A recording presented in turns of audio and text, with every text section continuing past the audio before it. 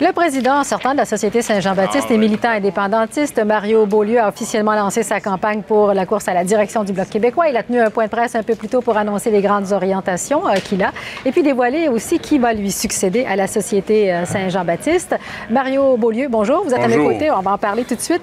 Bon, alors c'est un gros projet, ça, de prendre la direction du Bloc québécois. C'est un gros projet. J'ai rempli les formulaires en fin de semaine. Oui. Je dois maintenant faire signer 1000 membres en règle avec au moins 15 signatures dans 40 comtés. Donc, on ne doit pas avoir ces signatures-là avant d'annoncer sa candidature. C'est ça.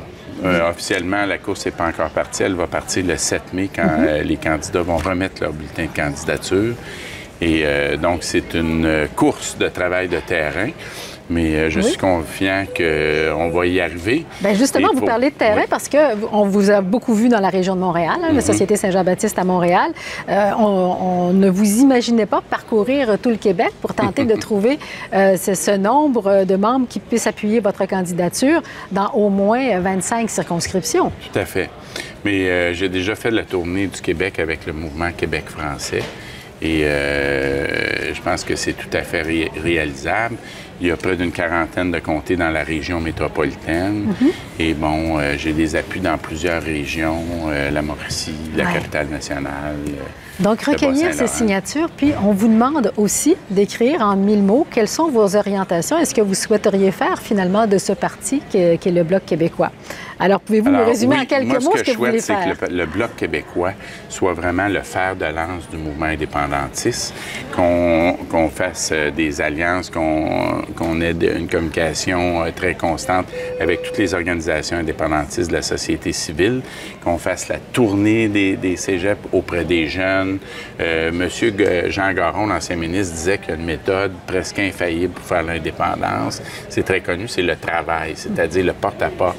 Et je propose aussi que, comme les députés fédéraux font environ 50 000 $ de plus que les députés du Québec, que cette différence-là soit utilisée pour renforcer la campagne pour l'indépendance, les organisations indépendantistes qui travaillent avec très, très peu de moyens à comparer des organisations fédéralistes. Le gouvernement fédéral, lui, ne se gêne pas pour investir des centaines de millions pour le Conseil de l'unité canadienne, etc. C'est un beau projet, ça, mais lorsqu'on est à Ottawa, on risque d'avoir peu d'oreilles pour entendre ce message-là. D'une part, à Ottawa, je pense qu'on est très bien placé pour expliquer dans chaque dossier en quoi les Québécois ne sont pas libres de prendre leurs décisions eux-mêmes, en quoi c'est le gouvernement fédéral qui prend des décisions les plus importantes, que ce soit pour notre économie, pour l'environnement, à notre place. Et pour que le peuple québécois se développe, il doit pouvoir agir par lui-même en fonction de ses intérêts. Alors, je pense qu'on est bien placé pour le faire. Et c'est une façon aussi d'expliquer notre projet au Canada anglais, qui souvent ne le comprend pas. Parle de nationalisme tribal, tout ça, ce qu'on appelle le Québec bashing, la québécophobie. Ça doit être dénoncé parce que, dans les faits, l'aménagement linguistique québécois est infiniment plus généreux envers la minorité anglophone québécoise que ce qui se fait pour les francophones hors Québec.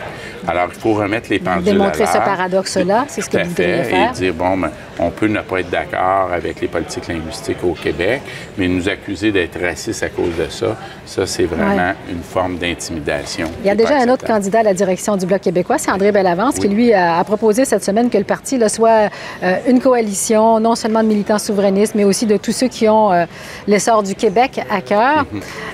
Vous, j'ai l'impression que vous vous concentrez plus sur les souverainistes en tant que tels. Tout à fait. En fait, cette déclaration-là, c'est un des facteurs qui m'a incité à aller dans la course pour qu'il y ait un débat. Parce que moi, je pense que tous les partis disent défendre les intérêts du Québec.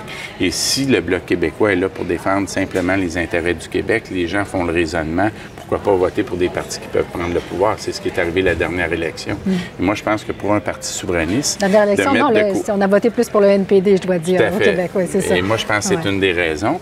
Et mettre de côté la souveraineté, c'est mettre de côté notre raison d'être. Bloc québécois. Alors, si on veut, puis moi, je pense même la récente défaite du Parti québécois, ça vient un peu de cette stratégie bonne ententiste depuis 20 ans où on parle pas tellement de la souveraineté, où on n'en fait pas la promotion active. Mais si on est resté silencieux depuis une vingtaine d'années, l'appui à la souveraineté s'est maintenu quand même à 35-40 %, mais je pense qu'il pourrait être beaucoup plus élevé. Et si le Bloc québécois faisait le plein du vote indépendantiste, il y aurait 6 ou 7 fois plus de députés actuellement. Alors, je vous entends, puis j'en conclus que vous attribuez une portion de la défaite du Parti québécois aux dernières élections au fait qu'on n'ait pas assez parlé d'indépendance et de façon pas assez ferme. C'est ça. Et surtout qu'on n'en a pas parlé suffisamment avant l'élection. La population n'était pas prête à ça.